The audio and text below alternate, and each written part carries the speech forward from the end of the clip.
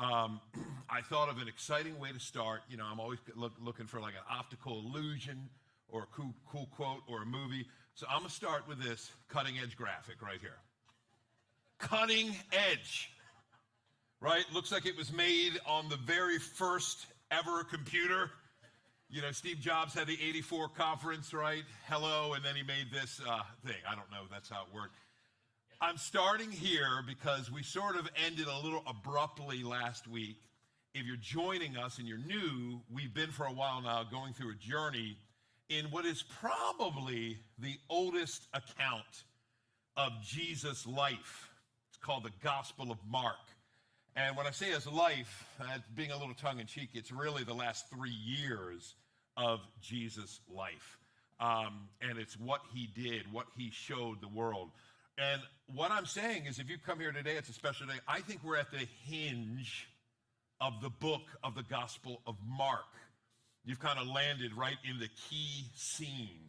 And you can even tell if you've got a Bible, Mark is 16 chapters. This is in chapter 8, so it kind of nicely falls. Not that there were chapters and verses when it was first written, but it nicely falls when they were added. We're kind of right smack dab in the middle. And last week I said the event that we're considering this morning takes place in that little place called Caesarea Philippi, which means nothing to any of us, right? I mean, it's not something you've been thinking about, etc. So I just wanted to say how significant it is that this conversation Jesus has with his original followers takes place here. Because this is not where you would expect a huge revelation of the identity of Jesus to take place. If I was a betting man, would put it in somewhere in Israel, probably Jerusalem, maybe just inside the temple, just outside, right? If Jesus is truly Israel's Messiah and the world's Messiah, that's where I expect him to do. Caesarea Philippi, it's outside of Israel, it's to the north, it's largely a non-Jewish territory.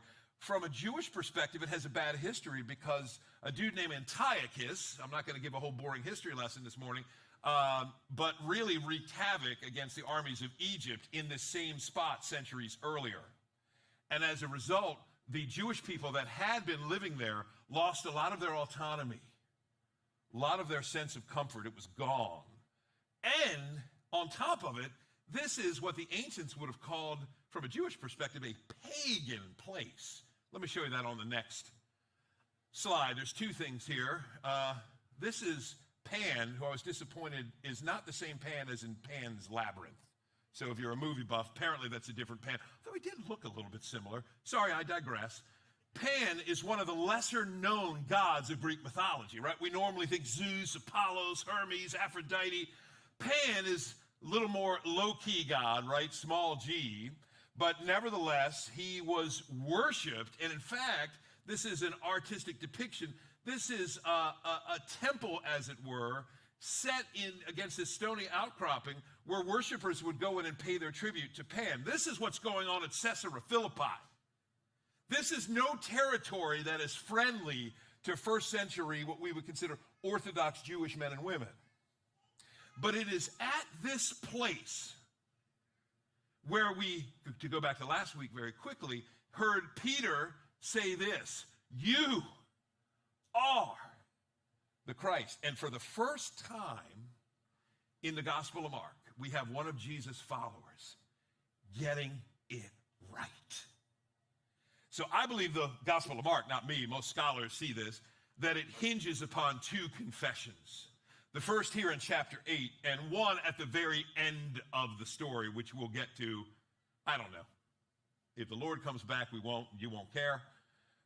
If we get to it, who knows? You know, somebody will be wheeling me out on a chair, and I'll be finishing the message. I don't know when we'll get there, but we're going to get there one day, and we'll see that second confession. Some of you might be thinking, I wonder what that second confession is, and you might have your ideas. But this first confession of Jesus' identity takes place in the weirdest setting.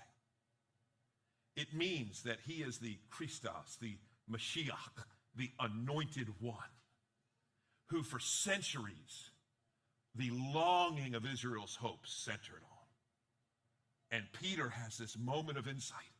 I know who you are, Jesus. You're the Christ. You're the one we've been waiting for. And then in the next verse, I didn't cover it last week, we have this odd, mysterious, enigmatic moment that keeps happening in the Gospels where Jesus says, don't share this. Don't tell anyone about it. You're kind of thinking, what?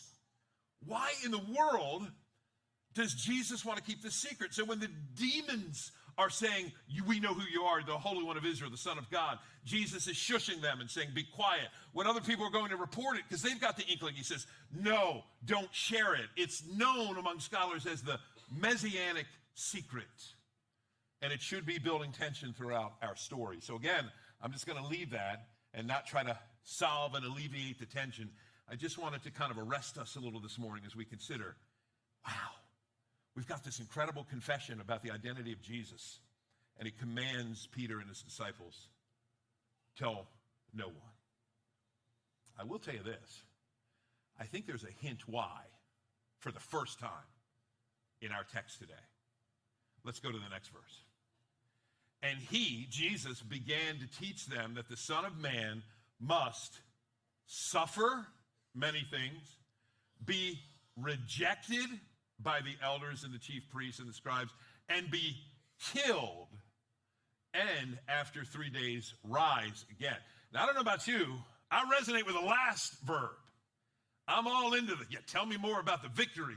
Tell me more about those. Ooh, I don't like those first three verbs, though. Suffer, rejected, killed. This appears to be the first time in Mark's gospel that he kind of unrolls the blueprint and says, hey, fellas, this is what I'm heading for. I'm on a collision course with this destiny. Now, to understand how Jesus' disciples would have found this so puzzling, so befuddling, so baffling. I love how there's so many words for confused. It's almost as if the scholars knew I would need them to captain my way through life. Another story.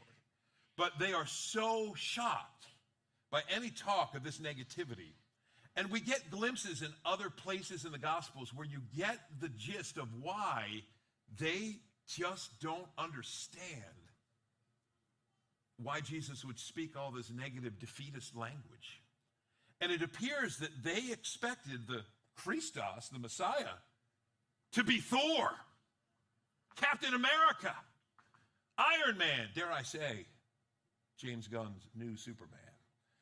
They are expecting him to be a conquering, crushing hero. You get a glimpse of that in one of my favorite passages because it's kind of funny when you read it. If you look at the Gospel of Luke, Jesus is marching towards Jerusalem. And as he's going through a Gentile, non-Jewish territory, the people did not receive him because his face was set toward Jerusalem. They know where he's going, and they do not approve. And when his disciples, James and John, I mean, they're OG in the disciples. They are early recruits. They've been with him a while. They said, Lord, do you want us to tell fire to come down from heaven and consume them? It's interesting. You know, you're on the job, somebody doesn't like your job, and a faithful employee comes, hey, would you like me to call down fire and burn them up? Let's do that after lunch. Let's get through the morning. See what. I mean, what? They are enraged. They are so angry that their Christos, their Christ, their anointed one, their Messiah, would be mocked, that they're ready to bring judgment down on the enemies of the gospel. By the way, if you don't think that impulse is still here today, it's here. It's in you. It's in me, right? I'm concerned that often evangelical Christians are known for what they're outraged over. We're outraged about so many things. And the world can chronicle them, can't they? Angry about so many. And how many of us might say, Lord, you want me to step in and be your agent of judgment? And Jesus responds by rebuking them. And I love how simple it is. And they went on to another village where he'll do what? Heal, preach, teach. He just keeps giving himself away. But Lord, so many of them hate you. I know. I'm going to keep giving myself away. Why? Because I'm going to Jerusalem. Oh, we got it. You're going to go to Jerusalem, and you're going to unleash those lightning bolts, and you're going to send the Roman armies fleeing. No.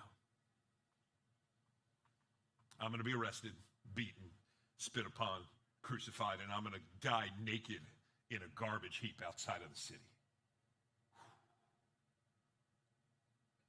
No.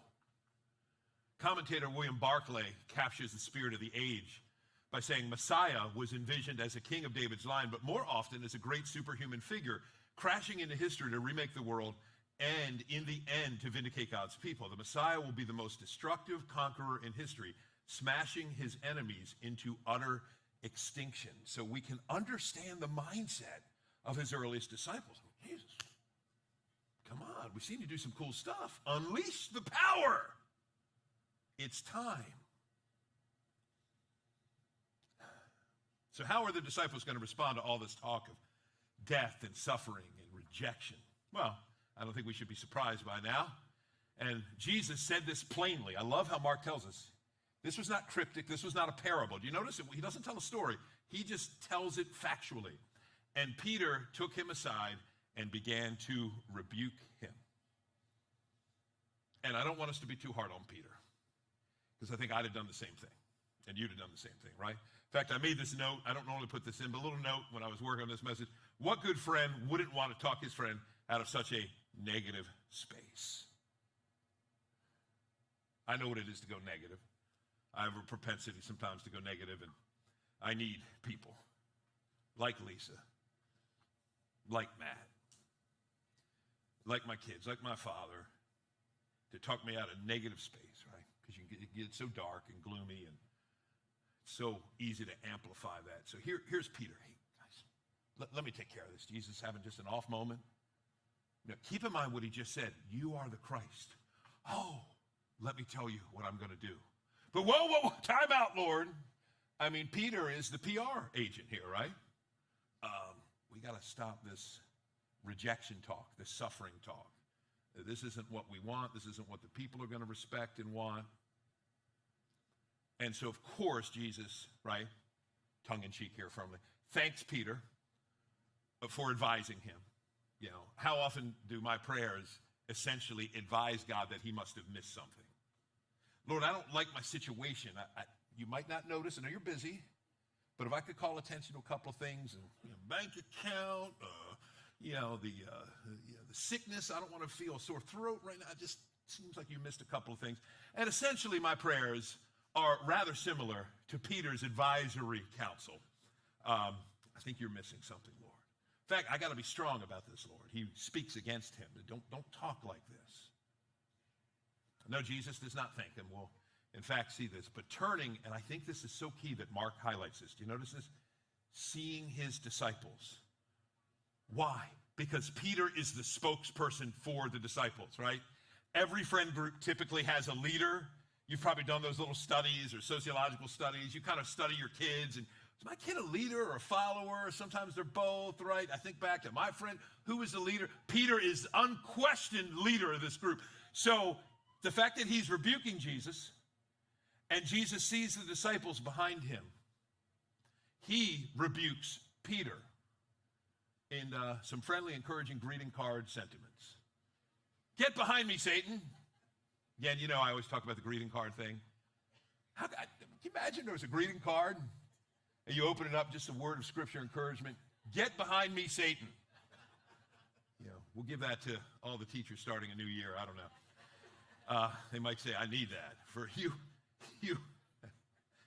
why did I say that? For you are not setting your mind on the things of God, but on the things of man. Man, I feel for Peter here. I mean, talk about hero to zero, right? I mean, moments before, you are the Christ. Moments later, get behind me, Satan. You're like, woo, that escalated quickly. If we had Mr. Burgundy there, he would call attention to that, right? It's not what you would expect. And Peter is so well-intentioned. I mean, what friend would ever say, I mean, part of what he's saying, though, if you humanize it, is, I'm not letting that happen to you, Jesus. I love you. I got your back. And Peter's going to say that all the way through till the moment when he doesn't. because he stands in for you and he stands in for me. Vacillating at the end of the day, needy, not self-sufficient, but he's trying.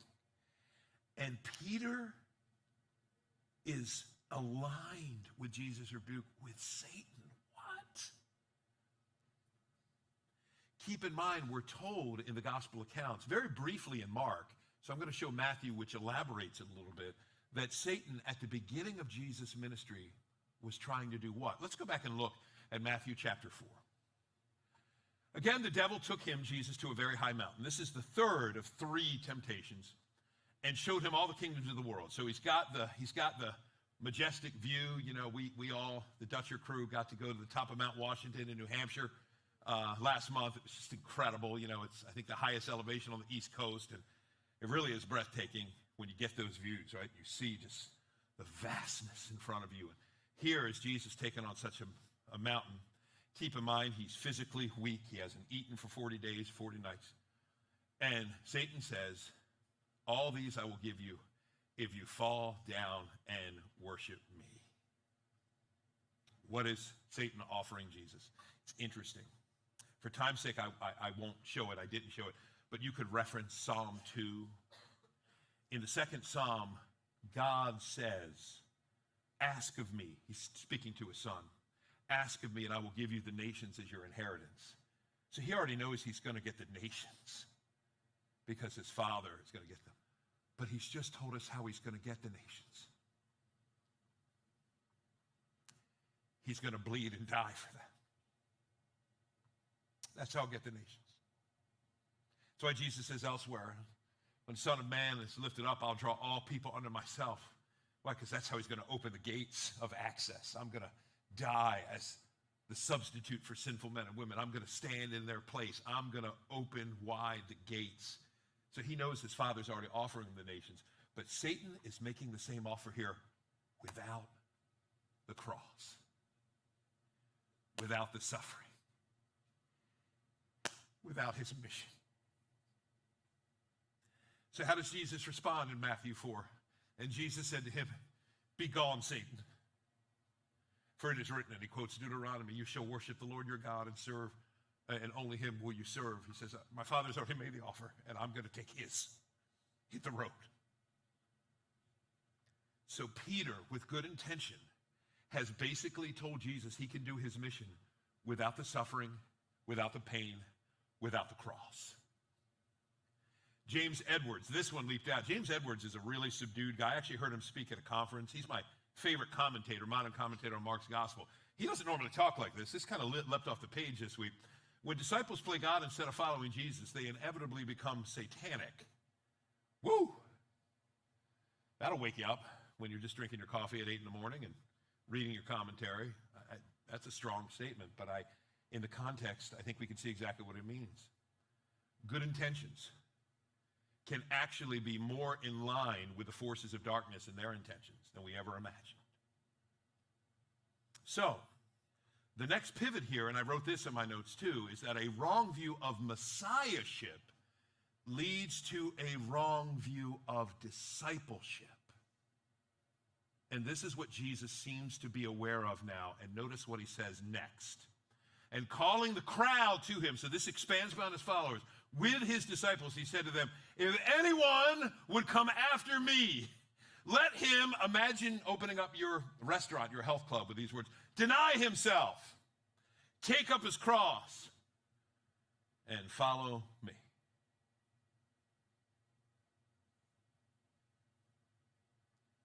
Wow. Jesus tells us here for the first time in plain English, I am going to suffer and die. And if you want to follow me, be willing to identify with me to the point that you would do the same.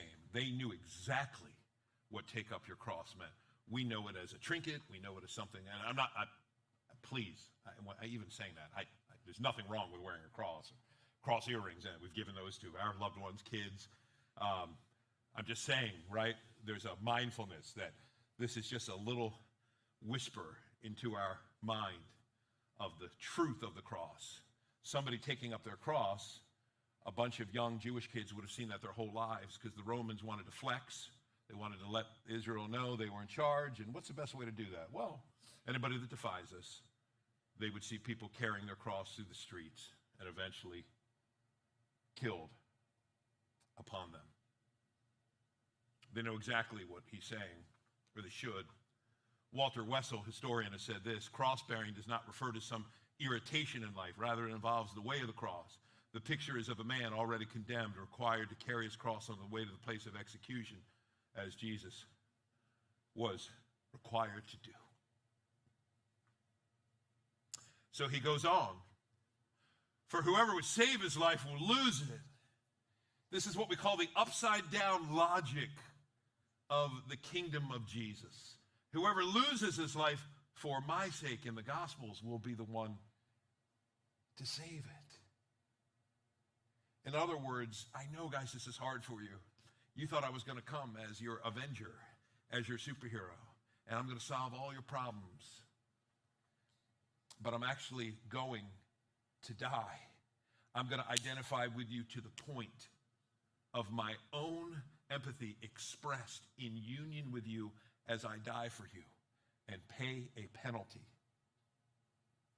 that he himself should never pay, and we should, but he chooses to do it for us. Everything is upside down, right? Jesus doesn't go to Jerusalem to win. He goes to lose so that in his losing, we would win. It's just an incredible truth. One of the reasons that I stand here today as a 53-year-old man and say I believe in Jesus Christ with all my heart is this is not a religion anybody would make up. It does not have the fingerprints of human invention because I would never get there on my own. Now, you tell me there's a religion that gives me power, and it gives me wealth, and it gives me everything I ever want. Oh, I'm all over it. Look at Greek mythology. Zeus and all these guys I reference. Who are they? They're us. They lie, they cheat, they vie for power. There's no gods on Mount Olympus because we made them up. But you tell me about a God who walks in sandaled feet, enters the cesspool of the human experience, is willing to be arrested, beaten, spit upon, crucified. I start wondering, is this truth from another place that we would never get to on our own? It's just a really incredible thing. And if the Spirit of God is nudging your heart this morning, please lean into it. He loves you. And I believe with all my heart he is speaking to you that these things are true and will change your life. Jesus says next, for what does it profit a man to gain the whole world and forfeit his own soul? For what can a man give in return for his soul? J.C. Ryle once wrote, the possession of all the treasures that the world contains would not satisfy us and make us happy while we had them. They could only be enjoyed for a few years at best and must then be left forevermore. All those things that we chase after, right? That this life promises. I remember I nagged my parents to death to get a silver mongoose bike. Anybody remember that from the 80s? I see someone, thank you. If you were in the 80s and you got the silver mongoose bike, you were the king of that neighborhood. So my parents tried to satisfy me with the Rampart 500. Like I was some kind of a pauper. Going down to Pete's Cycle in Parkville, getting that thing out. And I was like, Mom and Dad, I can't ride that. I need a silver mongoose. And my mother, who could pinch the beard off Abe Lincoln, would not budge on that. So they had this ridiculous idea that I would work, like mow lawn and stuff, make money, and contribute it to my own bike. They wanted me to pay like 25% of it. So I realized they weren't, enlightened like I was. So I did it. Yeah. Sorry. I remember me in the kitchen, like Mr. Smith Goes to Washington, I had to have the silver mongoose, and I finally got it. And it was good. And I've often thought today, where is that thing now? Right? Probably got it in, I don't know, 80, 81 would be my guess. Your guess is as good as mine. If you could even somehow assemble the little bits of scrap heap spread throughout the East Coast, who knows where they are, right? But at the time, it was everything. And what Jesus is ultimately saying here is there's going to be a day of accounting where every one of us will probably look back and say, man, it just wasn't important. I thought it was important. But now I enter eternity and I stand before the one who made me. What am I going to say? I hope I will say, Lord, I recognize that you sent your son to die for me. All the temporal power, you had a totally different plan. You showed me that your love was so strong that you would lay down your life, you would suffer before the victory comes. The victory does come, but not without the pain, and not without, to some degree, our participation in it. Listen to what the Apostle Paul said. Acts 20, he's leaving, ironically, thinking he's probably going to die, and he's got these friends in the city of Ephesus, and it's a very moving passage. Bunch of guys, first century, they're hugging, they're snot bubbling, they're crying on each other. I love that. Bunch of guys doing that, right? But Paul says, I do not account my life of any value, nor as precious to myself, if only I may finish my course and the ministry that I received from the Lord Jesus to testify to the good news, the gospel of the grace of God. I promised I'd say it. I'm going to say it quickly. My family's all together today. My mother-in-law, many of you knew Connie, she finished her race. It'll be a year ago this Wednesday. I knew there were things she still wanted to see in his life, and she didn't get them.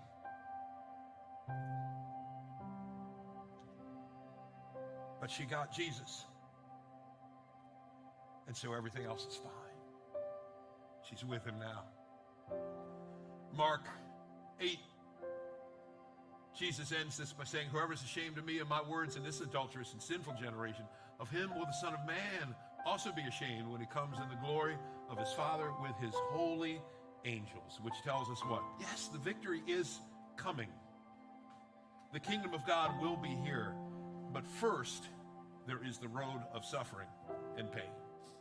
And I would not be a very good friend or pastor if I tried to tell you it was going to be different. There's going to be pain, there's going to be death, there's going to be disease, divorce, heartache, loss. It doesn't negate who Jesus is or what he's done. So have you ever been to a church context and they've told you it's all about peaches and cream, and if you follow Jesus, everything is great? It was false. The truth is far better. And let me give the truth in our takeaway thought this morning. If Jesus is truly the Son of God, then following him will lead us to experience adversity. It will. And it will all be worth it because we will have him.